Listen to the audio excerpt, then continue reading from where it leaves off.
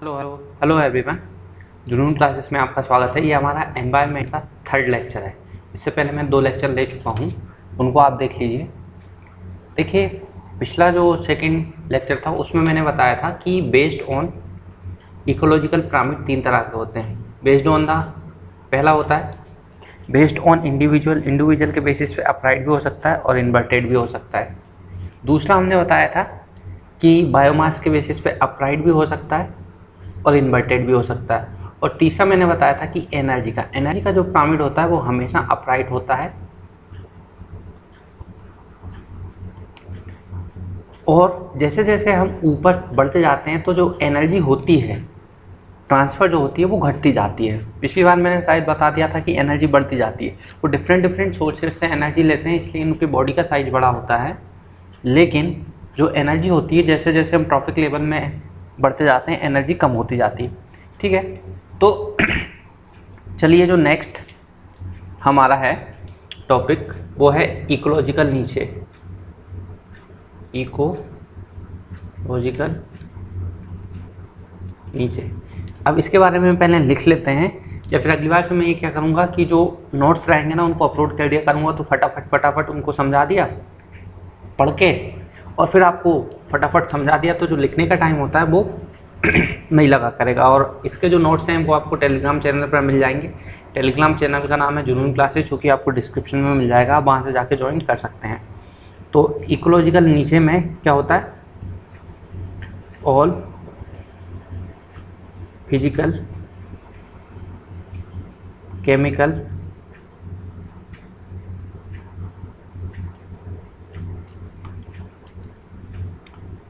Biological factor needed by a species in order to live and reproduce। तो ecological niche क्या होता है, all physical chemical biological factor needed by a species in order to live and produce. यानी कि कितने भी physical factor हो जाएंगे, केमिकल फैक्टर हो जाएंगे, बायोलॉजिकल फैक्टर हो जाएंगे, खाना पीना टेम्परेचर, वो होगा ना उस स्पीसीज को सरवाइव करने के लिए। नीचे का मतलब होता है कि वो स्पीसीज उस पोजीशन पे रहकर क्या रोल प्ले कर रही है। जैसे एक फैमिली होती है तो फैमिली में फादर का रोल अलग होता है, मदर का रोल अलग होता है, सिस्टर का रोल अलग होता है, ब्रदर का रोल अलग होता है। ऐसे ही ये नीचे मतलब होता है रोल टू प्ले। यानी कि जो भी स्पीसीज इकोलॉजी में या फिर एनवायरनमेंट में जो अपना रोल प्ले करती है उस पोजीशन में। फॉर एग्जांपल हम फूड चेन की बात करते हैं। किसकी बात करते हैं? फूड चेन की। तो फूड चेन में ये देखिए, फूड चेन में फ्रॉग अपना एक रोल प्ले कर रहा है। यदि माना कि फ्रॉग को यहाँ से हटा दें तो स्नेक की पॉपुलेशन घटने लगेगी, हॉक की पॉपुलेशन घटने लगेगी, ग्रास हॉपर की पॉपुलेशन बढ़ने लगेगी। तो यहाँ पर इस पोजीशन पर जो फ्रॉग अपना रोल प्ले कर रहा है, जो खाना खा रहा है, जो रिप्रोडक्शन कर रहा है, वो इकोलॉजी की स्टेबिलिटी के लिए ज़रूरी है। और जो अपना रोल ये यहाँ पर प्ले कर रहा है वही कहलाता है इकोलॉजिकल नीचे ऑफ फ्रॉग। ये इसका इकोलॉजिकल नीचे कहलाएगा। किसका? इस मेंढक का, फ्रॉग का। ठीक है, तो ये कहलाता है क्या? इकोलॉजिकल नीचे।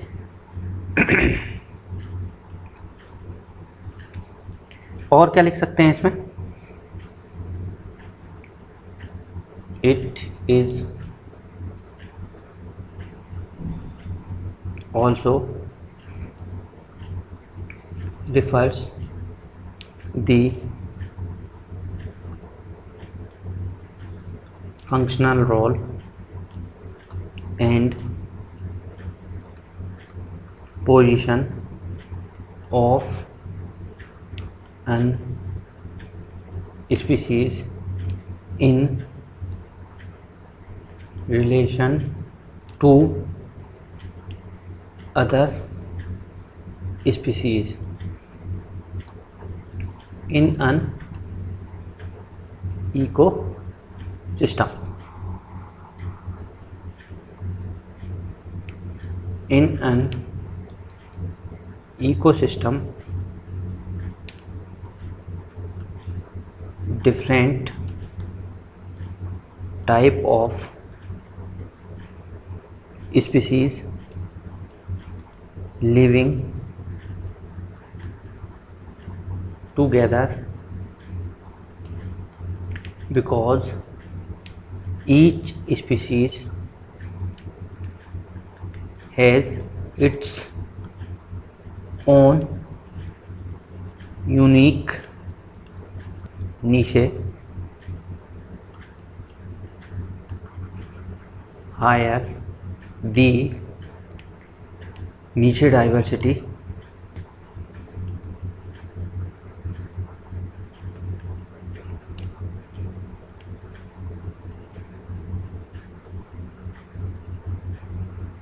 इसको मैं नेक्स्ट पेज में लिख देता हूँ।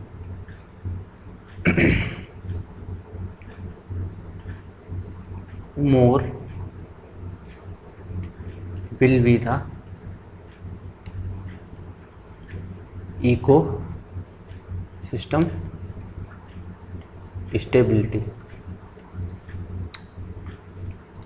अब आप इसको समझिए। देखिए, इकोलॉजिकल नीचे क्या होता है? All physical, chemical, biological factor by needed in species in order to live and reproduce. It is also refers the functional role and position of an species in relation to other species in an ecosystem. क्या frog की एक अपनी particular position है, lion की अपनी एक particular position है, वो एक अपना रोल प्ले करता है। इस तरह फैमिली में फादर की एक अलग पोजीशन होती है, मदर की अलग पोजीशन होती है, वो अपना रोल प्ले करते हैं। और क्या लिखा हुआ है? इन an ecosystem different type of species living together because each species had its own unique नीचे। यानी कि एक फैमिली, फॉर एग्जांपल एक फैमिली का ही एग्जांपल लें तो फादर, मदर और कई सारे 15 से 20 जॉइंट फैमिली रहती है, तो इतने मेंबर एक साथ रहते हैं क्योंकि हर एक मेंबर का एक अपना रोल रहता है। इसी तरह इकोलॉजिकल नीचे में भी इकोसिस्टम की स्टेबिलिटी के लिए इन an ecosystem different type of species living together has its own unique नीचे। यूनिक नीचे की वजह से वो वहाँ पर रह पा रहे हैं। अब इसमें एक टर्म लिखा हुआ है हायर द नीचे डाइवर्सिटी। हायर द नीचे diversity more will be the ecosystem stability. यानी कि जो वहाँ उस पोजीशन पर जितने ज़्यादा रोल अदा करेगा उतना इकोसिस्टम उतना ही स्टेबल होगा।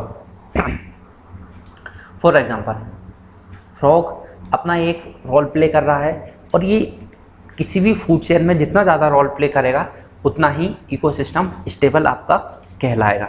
यही इसका मतलब है। इसके अलावा एक नोट लिख लीजिए।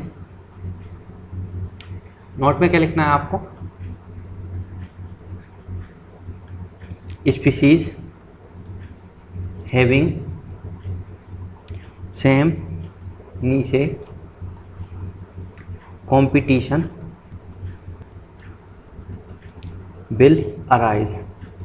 इसका क्या मतलब है? एक इकोसिस्टम में एक लॉयन भी मीट कंज्यूम करता है और एक हाइना भी मीट कंज्यूम करता है, तो कंपटीशन बढ़ जाता है। कंपटीशन बढ़ जाता है, इसका मतलब यही है स्पीसीज हैविंग सेम नीचे, यानी कि सेम रोल यदि प्ले कर रहे होंगे तो कंपटीशन बढ़ जाएगा इकोसिस्टम में। इसके अलावा नेक्स्ट जो टॉपिक है वो है इकोलॉजिकल फुटप्रिंट। क्या टॉपिक है? Ecological footprint. अब देखिए, जो फुटप्रिंट शब्द कहीं पर भी आ जाता है, इकोलॉजिकल फुटप्रिंट, कार्बन फुटप्रिंट, तो जो फुटप्रिंट होता है वो एक नेगेटिव टर्म होता है। अब आप इसको ऐसे समझने की कोशिश कीजिए कि माना कि ये कोई पर्टिकुलर एरिया है। फॉर एग्जांपल एमपी का एरिया ले लेते हैं, मध्य प्रदेश का। तो यदि हम इस एरिया को केवल कंसीडर करें और बाहर से ना ही कोई आ सकती है इसमें अंदर और ना ही इससे बाहर जा सकती है, तो इस को केवल कंसीडर करें तो यहाँ पर जो भी लोग रह रहे हैं उनको सर्वाइव करने के लिए कौन कौन सी चीज़ की ज़रूरत रहती है, वो केवल यहीं से पूरी हो सकती है क्या? नहीं, बाहर से, एमपी के बाहर से भी कुछ आता है और एमपी के बाहर भी कुछ जाता है। तो इसका मतलब ये है कि यहाँ पर रहने के लिए उनको जिन चीज़ की ज़रूरत है, यदि वो इस एरिया से ज़्यादा हैं तो इकोलॉजिकल फुटप्रिंट ज़्यादा होगा। फॉर एग्जांपल अभी दुनिया में जितने भी लोग रह रहे हैं उनको दुनिया पर सर्वाइव करने के लिए 1.5 टाइम्स अर्थ की ज़रूरत है, यानी कि इकोलॉजिकल फुटप्रिंट ज़्यादा होगा। अब इसकी हम थोड़ी डेफिनेशन लिख लेते हैं, फिर और अच्छे से समझने की कोशिश करेंगे। तो लिख लीजिए, क्या हो जाएगा, it is biological productive land and sea are required to sustain an entity indefinitely. Such a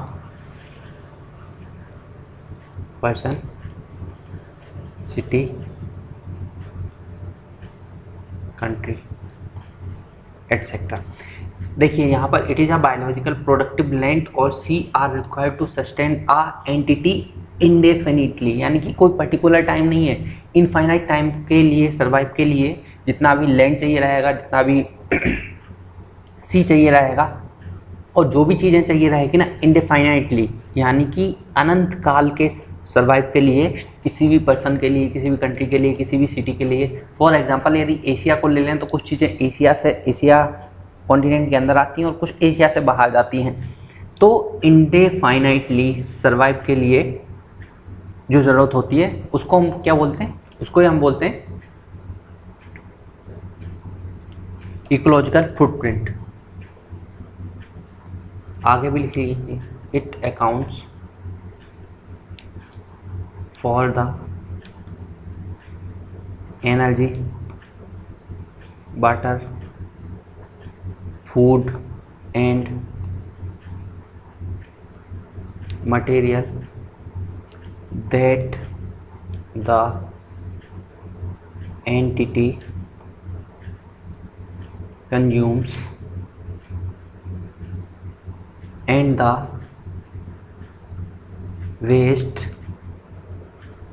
that it creates. It express या फिर बोल सकते हैं मेजर्ड इन ग्लोबल हेक्टेयर। इसको ग्लोबल हेक्टेयर में, hectare ecological footprint is the critical indicator of environment health.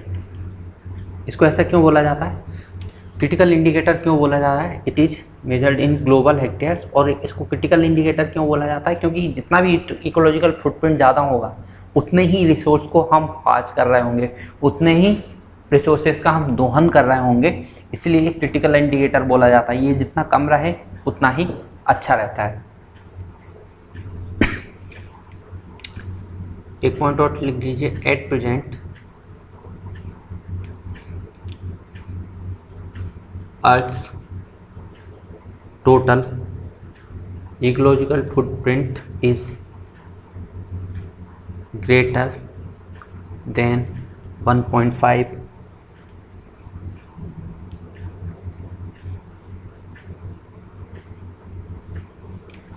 times,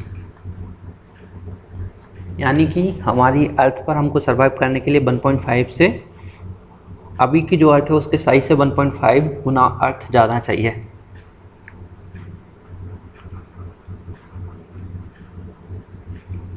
higher the ecological footprint more will be the consumption of natural resources, more will be the environmental degradation, जितना ज़्यादा ecological footprint होगा, more will be the consumption of natural resources, more will be the environment degradation, यानी कि उतना ही हम environment से चीज़ें लेंगे। चलिए ये समझ में आ गया होगा। नेक्स्ट टॉपिक जो आता है वो आता है इकोलॉजिकल सक्सेशन। इकोलॉजिकल सक्सेशन क्या होता है? Progressive replacement of one vegetarian community by the other vegetarian community. For example, starting में कहीं पे सॉइल थी, सॉइल पर ग्रास हुआ, ग्रास को रिप्लेस कर दिया किसने? ट्रीज ने। या फिर ऐसा हुआ कि स्टार्टिंग में ग्रास थी, फिर कोई भूकंप आया तो ग्रास डिस्ट्रॉय हो गई और फिर से ग्रास उगाई।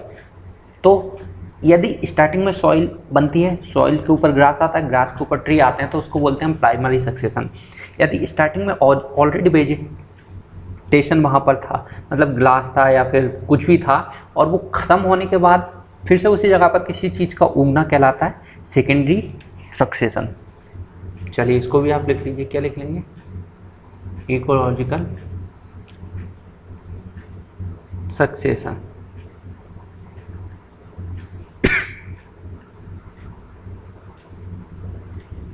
Progressive replacement of the vegetation community by the other। Succession का मतलब ही क्या होता है? सक्सेशन का मतलब ही होता है क्या? रिप्लेसमेंट। किसी एक चीज़ को दूसरी चीज़ से रिप्लेस करना ही आपका सक्सेशन कहलाता है। अब प्राइमरी सक्सेशन क्या होगा?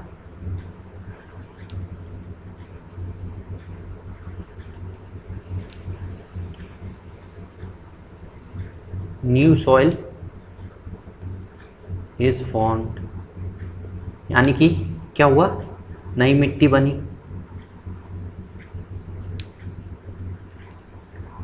नई मिट्टी बनने के बाद वहाँ पर वेजिटेशन ग्रो हुआ।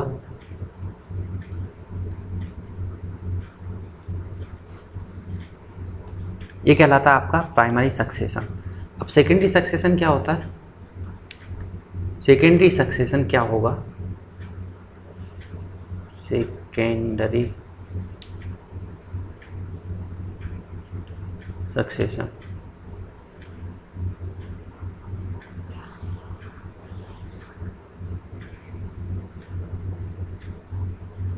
सेकेंडरी सक्सेशन में क्या होता है? ऑलरेडी वहाँ पर वेजिटेशन एग्जिस्ट करता था,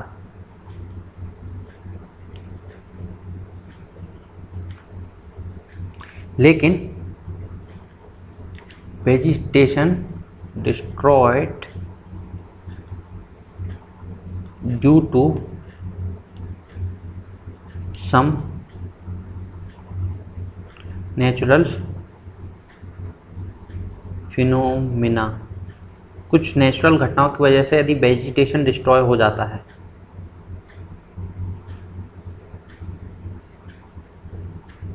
फिर उसके बाद फिर से वेजिटेशन आ जाता है, वेजिटेशन एग्जिस्ट। यदि फिर से वेजिटेशन आ जाता है तो उसको हम क्या बोलते हैं? Secondary succession. अब देखिए यहाँ पर दो टर्म में आपको ध्यान देने वाले हैं। पहले मैं इनको लिख देता हूँ, फिर आपको समझाऊंगा। फॉर एग्जाम्पल ऐसे आप समझ लीजिए, जो ब्राज़ील में अमेजन फॉरेस्ट हैं, वो उन्होंने अपनी एक क्या इक्विलिब्रियम स्टेबिलिटी गेन कर ली है। पहले क्या था, वहाँ पर मिट्टी फॉर्म हुई होगी, मिट्टी के बाद तो क्या आया होगा? सॉइल आई होगी, फिर वेजिटेशन आया होगा, फिर सेकेंडरी वेजिटेशन आ गया और उन्होंने अपनी स्टेबल पोजीशन गेन कर ली। तो जो प्रोसेस होती है सॉइल से ग्रास बनने की, ग्रास से ट्री बनने की, ये जो प्रोसेस होती है, इस प्रोसेस को हम क्या बोलते हैं? Climax ecosystem. और जो अपनी एकदम अब मैच्योरिटी उसने गेन कर ली, तो वो जो अपनी मैच्योरिटी स्टेट को गेन कर लेता वो कहलाता है आपका क्लाइमेक्स इकोसिस्टम। और जो प्रोसेस होती है मैच्योरिटी गेन करने के लिए, फॉर एग्जांपल आप 10th में थे तो 10th के बाद 11th में आए, थोड़े 10th के कंपेयर में स्टेबल हो गए, फिर आपने कोई डिग्री की, इंजीनियरिंग की तो आप और स्टेबल हो गए, फिर आपको जॉब मिल गई और स्टेबल हो गए। तो जो स्टेबल होने की प्रोसेस होती है वो कहलाता है आपका होम्योस्टेटिस। क्या कहलाता है? Homeostasis.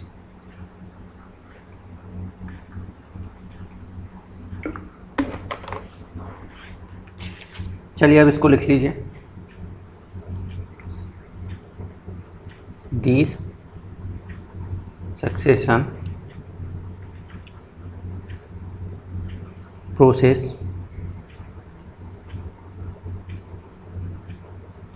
continuously going on until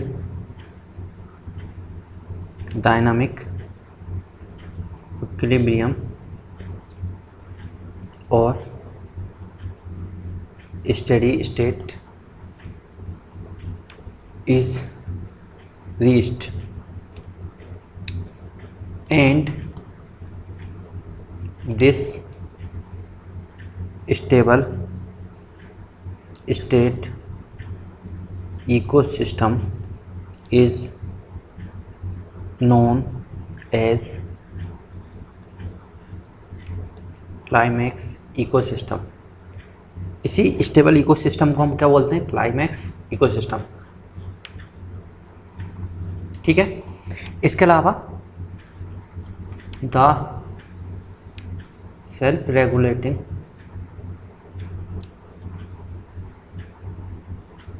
process of ecosystem to attain equilibrium is known as homeostasis। यानी कि जब प्रोसेस मैच्योरिटी गेन कर लेती है उसको बोलते हैं हम क्लाइमैक्स इकोसिस्टम। और जो मैच्योरिटी गेन करने की प्रोसेस होती है, आपने बचपन में एग्जाम लिया, फिर पढ़ाई की और जॉब ले ली, तो अब आप मैच्योरिटी गेन करने की जो प्रोसेस हुई है उसको बोलते हैं हम होम्योस्टेटिस। और जो मैच्योरिटी गेन हो जाती है तो उसको बोलते हैं हम क्या? Climax ecosystem. अब देखिए कुछ टर्म होते हैं, ऐसे कि एक टर्म होता है zero share. Zero share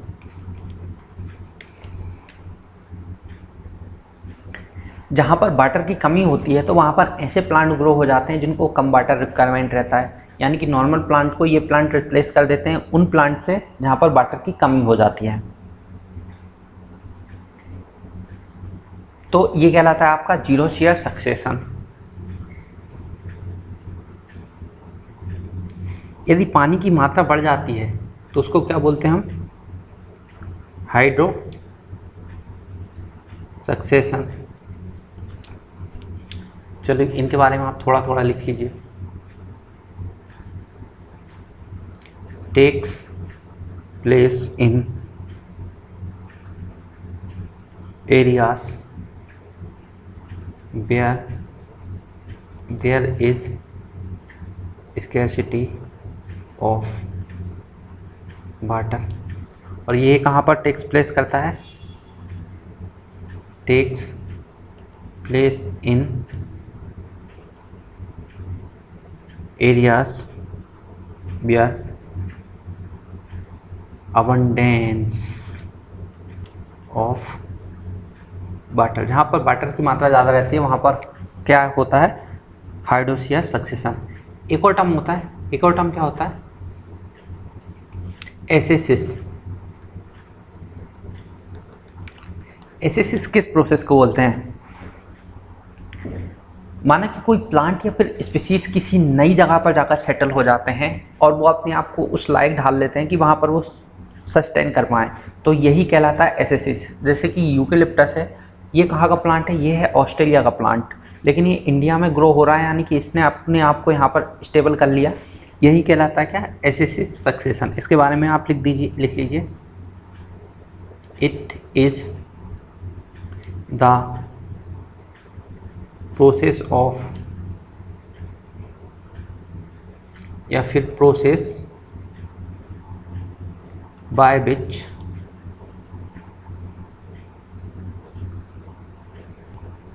plant और animal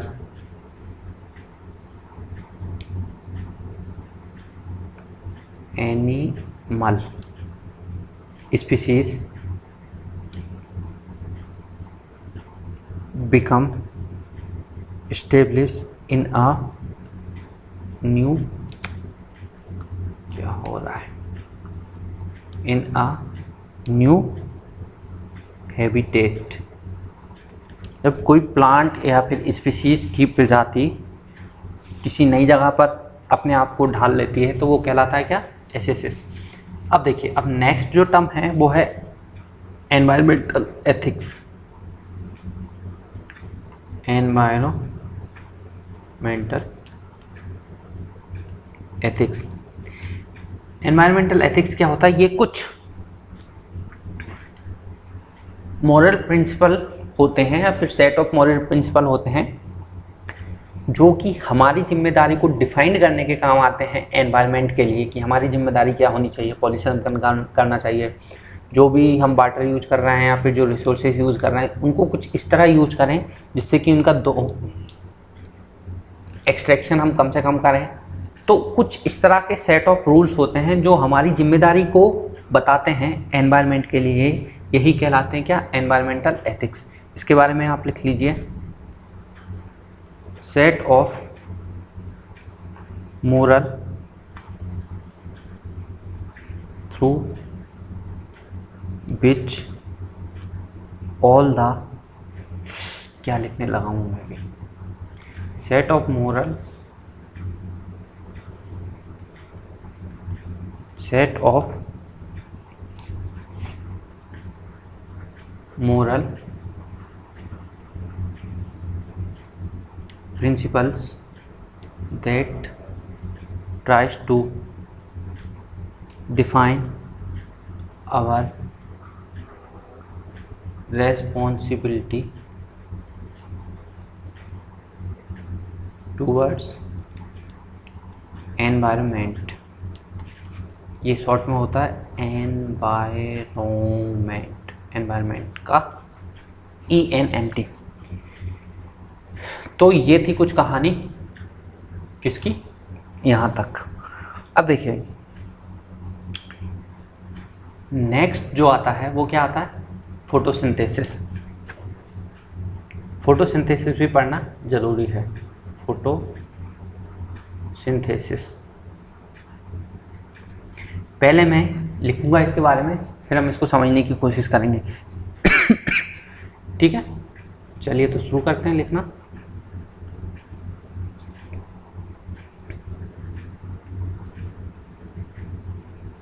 it is a process through which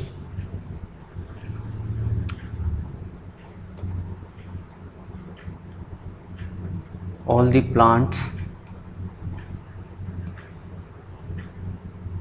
prepare their own food। It is possible in, पहले नेचुरल लिख देते हैं,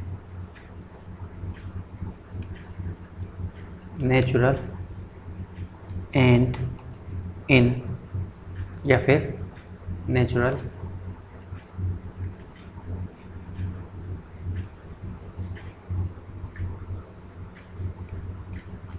as well as in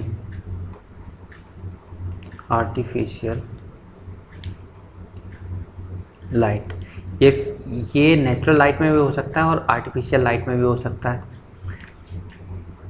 जब आर्टिफिशियल लाइट में होगा तो रेट ऑफ कुछ लाइट में ज़्यादा होगा, कुछ लाइट में कम होगा, वो भी लिख देते हैं। Synthesis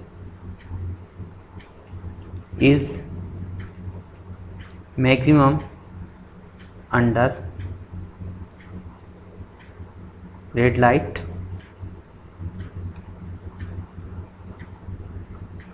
followed by blue, yellow and minimum under green light. ये जो मैक्सिमम है मैक्सिमम होता है रेड लाइट में, इसके अलावा फिर ब्लू में होता है, फिर येलो में होता है, और जो मैक्सिमम होता है वो मैक्सिमम किस में होता है, ग्रीन लाइट में होता है। तो rate of photosynthesis red light में सबसे ज़्यादा होता है और ग्रीन में कम होता है।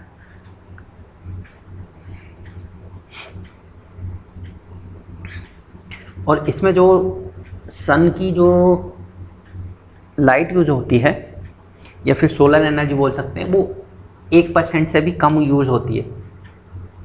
इन दिस प्रोसेस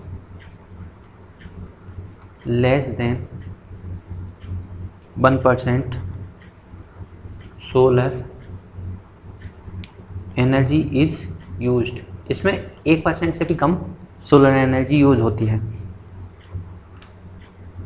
इसके अलावा देखिए, जो फोटोसिंथेसिस होती है हम ये जानते हैं कि वो लीव्स में भी होती है, क्योंकि उनमें क्लोरोफिल पाया जाता है। इसके अलावा ये स्टेम में भी होती है, तने में भी होती है। तने में क्यों होती है? क्योंकि डेसिडुअस पतझड़ की कंडीशन में जो पेड़ होते हैं वो अपनी सारे पत्तियां गिरा देते हैं, लेकिन उस केस में भी पेड़ जिंदा रहते हैं। यानी कि पत्तियां न होने के बाद भी पेड़ यदि फोटोसिंथेसिस कर रहा है, मतलब कि तने में भी फोटोसिंथेसिस हो रही है। तो इसलिए हम बोलते हैं कि पत्तियों में होती है, लेकिन पत्तियों में ज़्यादा होती है, तने में कम होती है। ठीक है, ये बात भी आप ध्यान रखिए। इसको भी लिख लेते हैं, maximum photosynthesis takes place on the leaves because leaves contain maximum amount of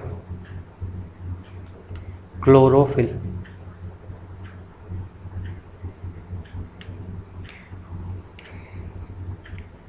इसमें Mg2+ पाया जाता है, मैग्नीशियम। और जो क्लोरोफिल होता है ना, ये क्या होता है? लाइट एब्जॉर्बिंग पिगमेंट होता है ये। देखिए, maximum photosynthesis take place on the leaves contain maximum amount of chlorophyll. तो हम क्या बोलते हैं? सो leaves are also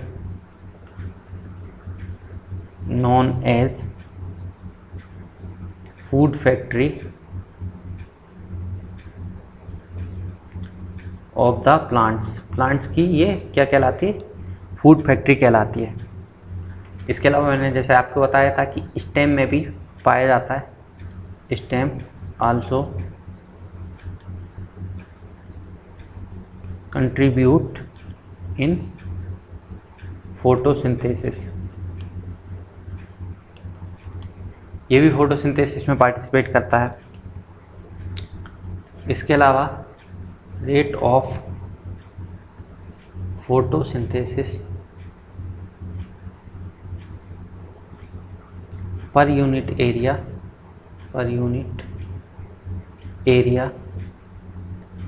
per unit time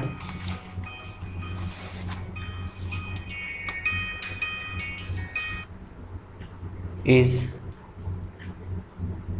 known as। एक मिनट, फ़ोन आ रहा है, मैं उसके बाद रिकॉर्डिंग करता हूँ। हेलो,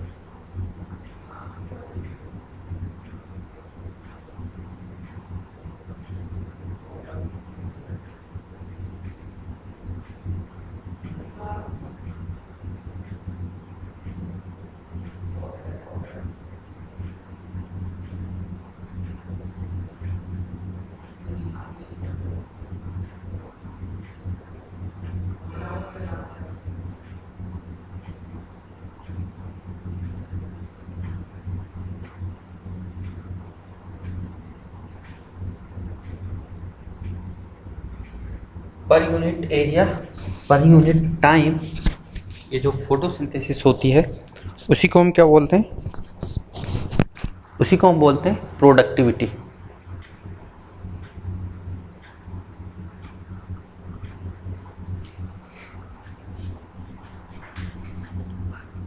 अब इसके अलावा एक और टर्म याद रखिए, productivity decrease when we move from equator to pole. क्योंकि इसका प्राइमरी जो रीजन रहता है ना, गोल तो बनेगा नहीं गोला, चलो बन गया, ये कहलाता है नॉर्थ पोल, ये कहलाता है साउथ पोल, ये होता है इक्वेटर, ये होता है tropic of Cancer, tropic of Capricorn. देखिए क्योंकि इक्वेटर पर मैक्सिमम सनलाइट आती है, जैसे जैसे हम पोल की तरफ जाते हैं तो जो सनलाइट होती है वो कम होती जाती है, सनलाइट कम होगी तो फोटोसिंथेसिस का रेट कम होगा, फोटोसिंथेसिस का रेट कम होगा तो प्रोडक्टिविटी कम होगी। ठीक है, तो एक बार इसको पढ़ लीजिए। Photosynthesis it is a process through which food prepare their on food, वो खुद अपना खाना बनाते हैं। ये आर्टिफिशियल लाइट में भी हो सकता है और नेचुरल लाइट में भी हो सकता है। ये आर्टिफिशियल लाइट में, रेड लाइट में सबसे ज़्यादा होता है, उसके बाद ब्लू, येलो और ग्रीन में सबसे कम होता है। इसके अलावा जो सोलर एनर्जी यूज होती है, फिर सोलर रेडिएशन यूज होती है, वो 1% से भी कम होती है। मैक्सिमम फोटोसिंथेसिस कहाँ पर होता है, पत्तियों में होता है, इसलिए पत्तियों को क्या बोलते हैं, food factory of the plant. लेकिन ये तने में भी होता है, क्योंकि डेसिडुअस कंडीशन यानी कि पतझड़ की कंडीशन में जब प्लांट अपने पत्ते गिरा देते हैं उस कंडीशन में भी आपकी फोटोसिंथेसिस होती है। और rate of photosynthesis per unit area per unit time, इसी को हम क्या बोलते हैं, प्रोडक्टिविटी। अब प्रोडक्टिविटी जैसे ही हम इक्वेटर से पोल की तरफ जाते हैं तो प्रोडक्टिविटी कम होती है। उसका मेन रीज़न होता है कि सन रेज का कम पहुंचना। इसलिए तो आपने देखा होगा कि इक्वेटर पे ही आपका अमेजन जंगल है। इसके अलावा जैसे जैसे आप पोल की तरफ जाते जाएंगे छोटे छोटे छोटे पेड़ होंगे, फिर इसके बाद ग्रास होगा, इसके बाद कुछ नहीं होगा, तो ये कंडीशन आ जाती है। इसके अलावा एक और टर्म होता है प्रोडक्शन और एक प्रोडक्टिविटी। एक होता है प्रोडक्शन और एक होता है प्रोडक्टिविटी।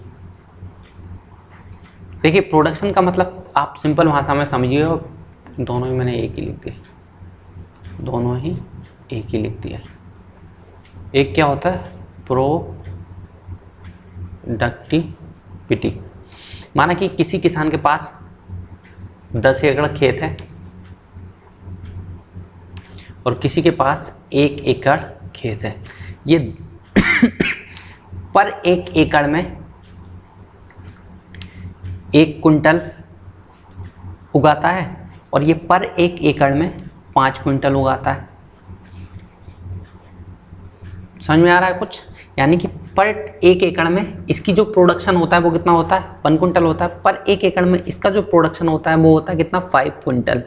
तो हम ये बोल सकते हैं कि इसकी जो प्रोडक्टिविटी है वो ज़्यादा है। प्रोडक्टिविटी इसकी प्रोडक्टिविटी ज़्यादा है। मेन रीज़न क्या है, क्योंकि 1 एकड़ में ही 5 कुंटल उगा ले रहा है, ये 1 एकड़ में 1 कुंटल ही उगा पा रहा है। इसके अलावा हम टोटल देखें तो इसके पास ज़मीन ज़्यादा है, 10 एकड़ लैंड है तो कितना उगा पाएगा, 10 कुंटल उगा पाएगा। जबकि इसके पास ज़मीन ही 1 एकड़ है तो ये केवल 5 कुंटल ही उगा पाएगा। यानी कि इसका प्रोडक्शन ज़्यादा है क्योंकि इसके पास एरिया ज़्यादा है, प्रोडक्शन ज़्यादा है जबकि इसका प्रोडक्शन कम है। जबकि प्रोडक्टिविटी क्या होती है, पर यूनिट एरिया में देखी जाती है। और जो प्रोडक्शन होता है ना, प्रोडक्शन इसी को हम बोलते हैं क्या, बायोडाइवर्सिटी। बायोडाइवर्सिटी। अब आप इसको समझने की कोशिश कीजिए। कैसे, मैं समझाऊंगा ना आपको। माना कि हम मान लें कि ओशन ले लिया हमने और अर्थ ले ली। ओशियन ले लिया और एक क्या ले लिया, एक ले लिया ग्रासलैंड।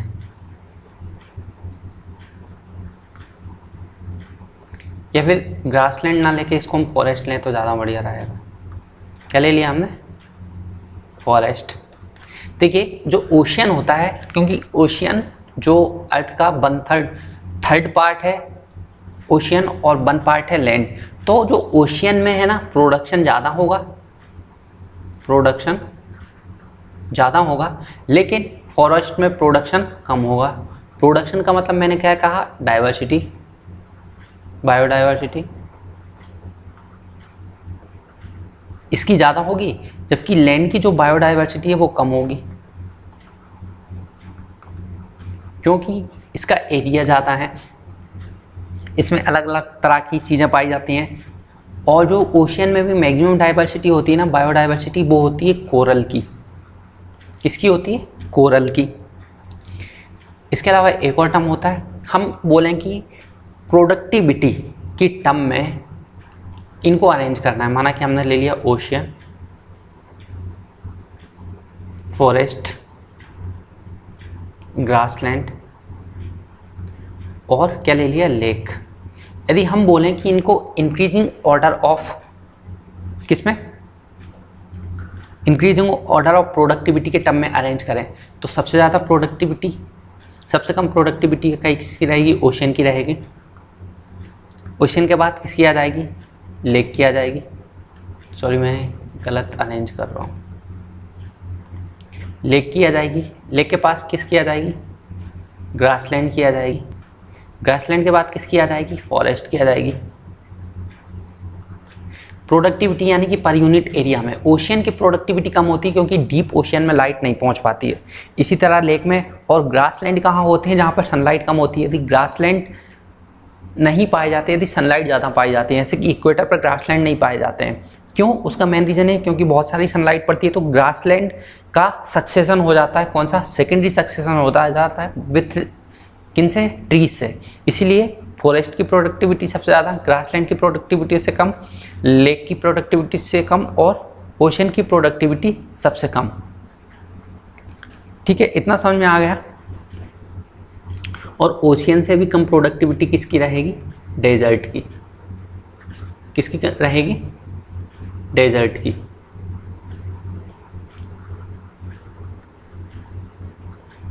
इसकी सबसे कम प्रोडक्टिविटी रहती है।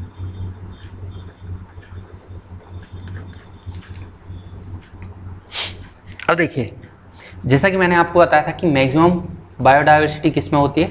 मैक्सिमम बायोडाइवर्सिटी होती है ओशियन में। और ओशियन में भी मैक्सिमम डाइवर्सिटी किस में होती है? यहाँ पर मैं लिख देता हूँ, मैक्सिमम बायो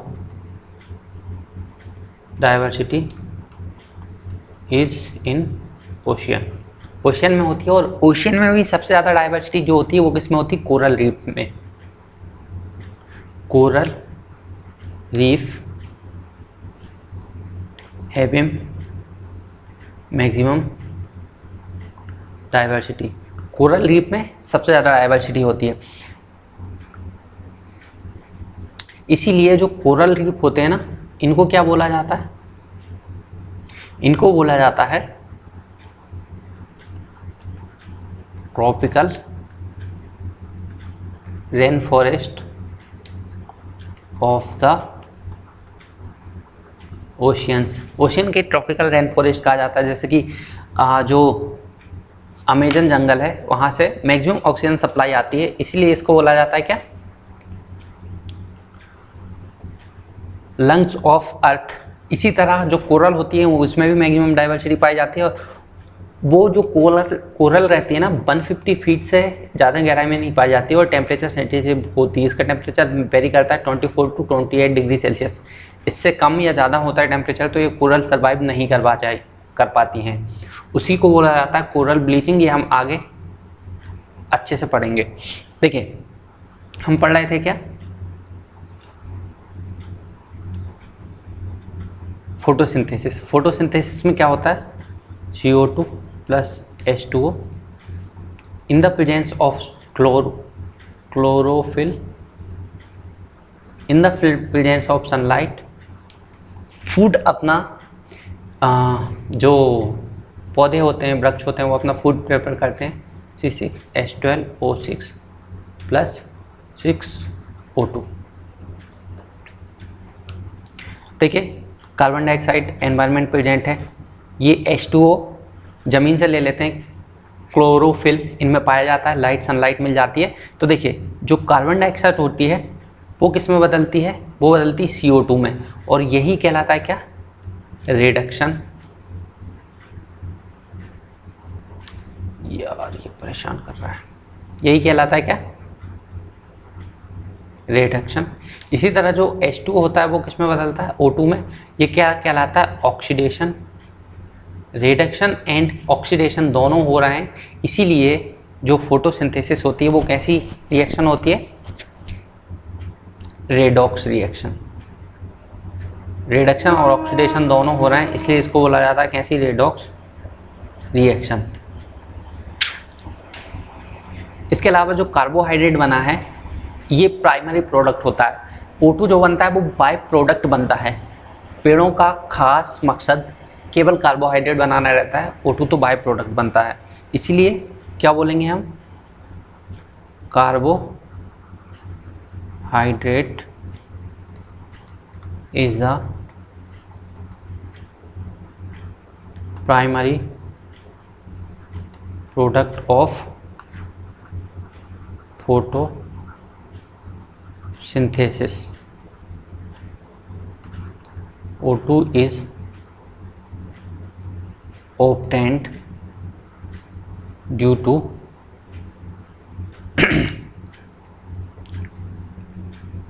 photolysis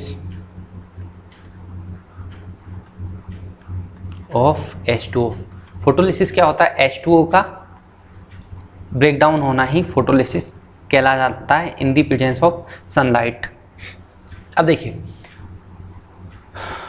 जो ट्री होता है, tree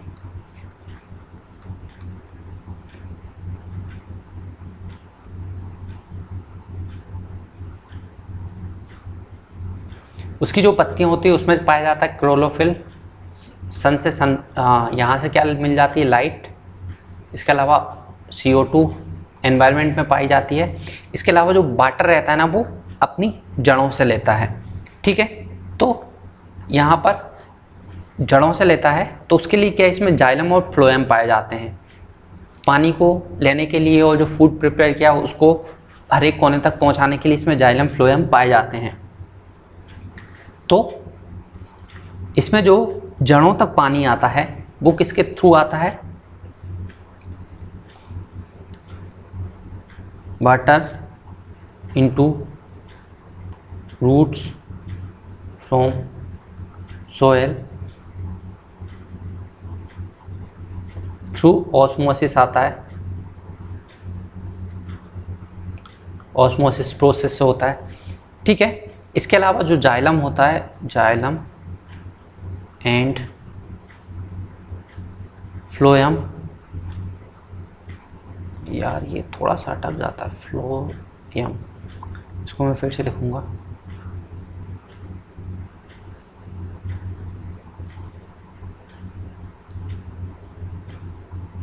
phloem are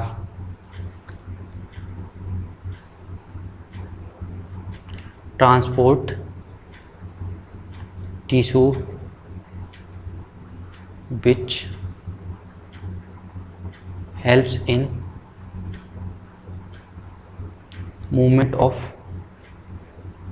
water and nutrients। वो वाटर और न्यूट्रिएंट्स के फ्लो में मदद करते हैं। जो जाइलम रहता है वो H2O को ट्रांसपोर्ट करता है, जो फ्लोएम रहता है वो फूड को ट्रांसफ़र करता है, ठीक है। इसके अलावा देखिए जो पत्तियां रहती हैं वो प्रेजेंस ऑफ सनलाइट में खुल जाती है। इसमें एक पाया जाता है क्या, स्टोमेटा। जैसे इन पर स्टोमेटा पत्तियों में पाया जाता है, ये स्मॉल ओपनिंग होती है पत्तियों में, वो कुछ इस तरह की दिखती है। इसको हम बोलते हैं अपर्चर। प्रेजेंस ऑफ सनलाइट में ये खुल जाता है, जैसे कैमरे में अपर्चर होता है, जितनी ज़्यादा सनलाइट होती है अपर्चर उतना ही कम खोलना चाहिए, और जितनी कम लाइट रहती है अपर्चर उतना ही खुलता है। तो अकॉर्डिंग टू सनराइज ये अपर्चर खुलता है। इसी स्मॉल ओपनिंग को, इससे क्या, इसके थ्रू कार्बन डाइऑक्साइड पेड़ अपने अंदर लेते हैं। तो ये अपर्चर की ही मदद से ये स्टोमेटा पाया जाता है लीफ में, और लीफ में ये स्मॉल ओपनिंग रहती है, इसको बोलते हैं हम क्या, stomata. In the presence of sunlight ये अपर्चर खुल जाता है, इसकी वजह से CO2 पेड़ अपने अंदर ले लेते हैं। इसी स्मॉल ओपनिंग और ये कहाँ पाई जाती है, पत्तियों की सरफेस पे। Small aperture present at the leaves, पत्तियों में ये पाया जाता है सरफेस।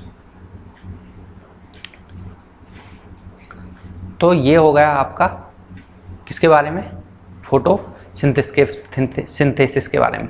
इसके अलावा गर्मियों में हम अपने आप को बचाने के लिए तो क्या छाया में खड़े हो जाते हैं या पेड़ की छाया में खड़े हो जाते हैं, लेकिन जो पेड़ पौधे होते हैं वो तो गर्मियों में भी खड़े रहते हैं। तो उनको गर्मी ना लगे, उनको भी ठंडा रखने के लिए वो क्या करते हैं, एक प्रोसेस करते हैं, ट्रांसपिरेशन। क्या करते हैं, ट्रांसपिरेशन में क्या होता है, इसको आप लिख लीजिए,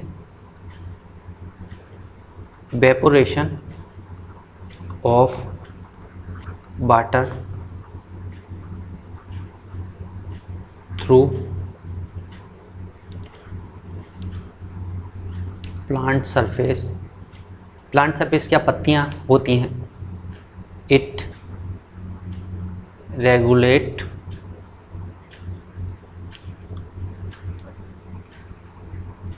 वाटर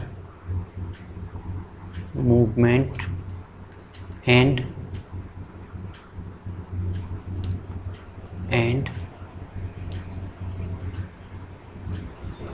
प्रोवाइड कूलिंग इफेक्ट, ठंडा कूल टू द प्लांट्स में कूलिंग इफेक्ट होता है, वो ट्रांसपिरेशन की मदद से होता है। अब देखिए जो नॉर्मली प्लांट होते हैं जिनमें पानी की मात्रा ज़्यादा होती है उनमें तो ट्रांसपिरेशन हो जाता है, लेकिन डेजर्ट में भी प्लांट को सर्वाइव करना है तो वहाँ पर वाटर के लॉस को कम करना रहता है। तो वाटर के लॉस को कम करने के लिए to prevent water loss in desert plants. देखिए पहले तो पानी की बहसी कमी है और ये ट्रांसपिरेशन होगा तो और कमी हो जाएगी। तो उसी को कम करने के लिए क्या होता है कि इनकी जो पत्तियां रहती हैं वो नैरो रहती हैं, खुली नहीं रहती हैं, नैरो रहती हैं और पॉइंटेड रहती हैं, उन पर एक वैक्स की परत पाई जाती है। इसके अलावा उनमें कांटे भी प्रेजेंट रहते हैं। तो ये भी आप लिख लीजिए, वाटर लॉस को कम करने के लिए पत्तियां कैसी रहती है डेजर्ट प्लांट की, leaves are narrow and pointed. दूसरा पॉइंट क्या हो जाएगा, leaves are thick and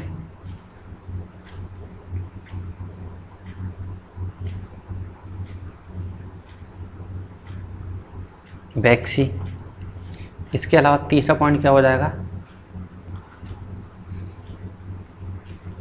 THORNS, thorns are present, कांटे पाए जाते हैं पत्तियों पर। इसके अलावा देखिए ये यहाँ तक हो गया है। अब इसके आगे की चर्चा हम कब करेंगे, कल, यानी कि नेक्स्ट लेक्चर में। So thanks for watching and keep watching.